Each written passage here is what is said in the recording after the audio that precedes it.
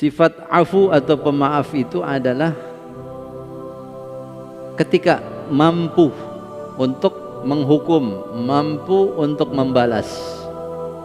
Tentu kepada orang-orang yang pernah menyakiti diri orang si pemberi maaf. Al-afu indal maqdarah. Ya. Bisa jadi ada orang dizalimi, disakiti, dia bilang sudah saya maafin. Bisa jadi karena memang dia nggak sanggup untuk melakukan pembalasan atau perlawanan, jadi pasrah aja dah. Sudah saya maafin. Ini dapat pahala.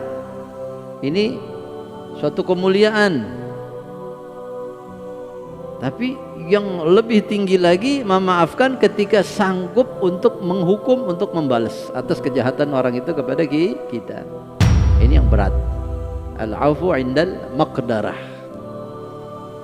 Dikatakan oleh Sayyid Muhammad, dikatakan al-afu indal maqdarah mir'atun. Memaafkan ketika kita sanggup menghukum atau membalas orang yang jahat kepada kita adalah satu cermin. Yang dengan cermin itu nampak jelas bentuk jiwa yang paling bagus, yang paling mulia.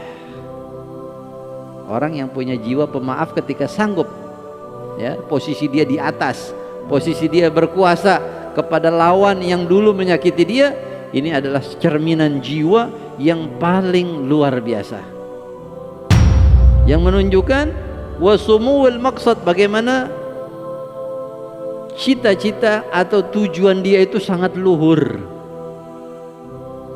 bukan sekedar menghadapi lawan-lawannya itu. Kalau orang berperang, bertikai, kalah atau menang.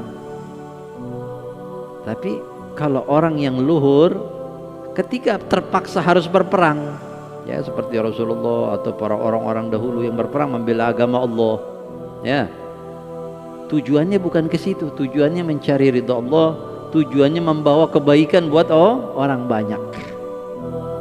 Ya, sebagaimana sahabat yang bernama Rib'i bin Amir, ya, ketika diutus sebagai utusan oleh khalifah untuk, kalau nggak salah Sayyidina Abu Bakar atau Sayyidina Umar itu zaman menjadi khalifah, menghadap kepada perwakilan dari kerajaan Persia atau Romawi. Ditanya, kenapa kalian jauh-jauh ke sini ribuan kilometer? Dia bilang bahwa Allah telah mengutus kepada kami seorang nabi yang kami tahu kejujurannya, amanahnya, keluarganya, keturunannya, liyukhrijul ibad, untuk mengeluarkan manusia min ibadatil ibad ila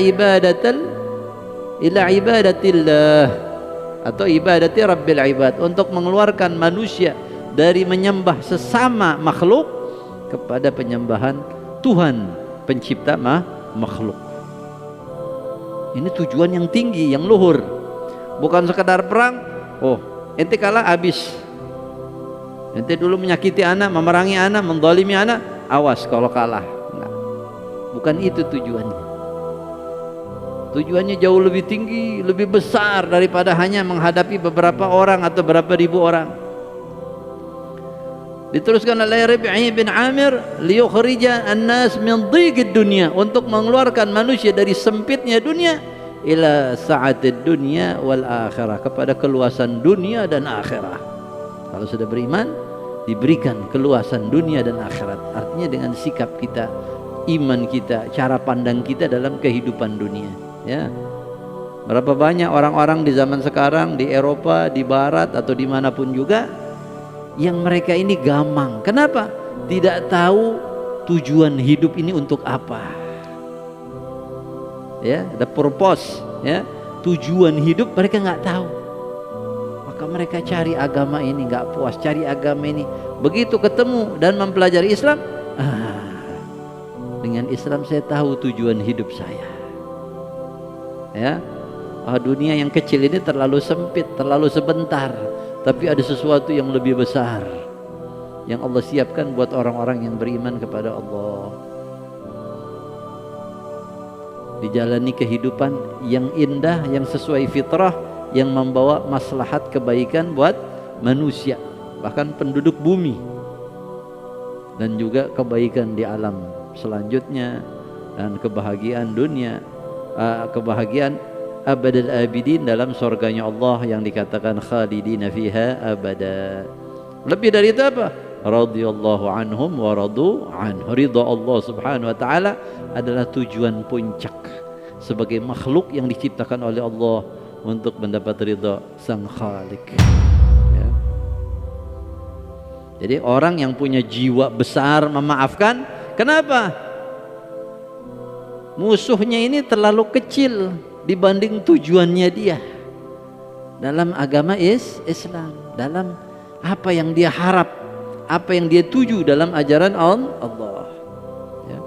Maka kalau kita baca sejarah-sejarah pahlawan-pahlawan Islam itu luar biasa, ya.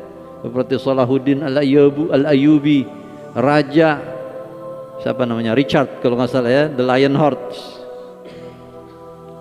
raja Britania atau raja Eropa. Musuhnya sakit, diobati, dia nyaru menjadi tabib, diobati oleh Salahuddin Al-Ayyubi, ya. Mana ada musuh ngobatin musuhnya, ya. Gitu juga kisah-kisah daripada Khulafair Rasyidin, ya. Bagaimana mereka menjalani hidup sesuai tuntunan Allah lewat pengajaran Nabi kita Muhammad sallallahu alaihi wasallam. Nah, di sini Al-Qur'an telah mendidik Nabi Muhammad sallallahu alaihi wasallam dengan akhlak satu ini yang mulia, yaitu akhlak memaafkan ketika sanggup. Allah berfirman, khudhil afwa, maafkanlah, wa'mur bil uruf, dan perintahkanlah dengan ma'ruf yang baik-baik, wa'rid anil jahilin, dan berpalinglah daripada orang-orang yang jahil. Artinya nggak usah diantepin orang-orang yang jahil, yang mencaci maki, yang ini tujuan kita ada di depan. Yang caci maki ini nggak usah dibales, nggak usah diladenin, ya. Nah, kita ada bahasa jahil itu dalam bahasa Indonesia jahil, ya, dibilang jahil, ya. Orang yang usil, ya. Walaupun bisa juga jahil itu diartikan orang yang bodoh, ya.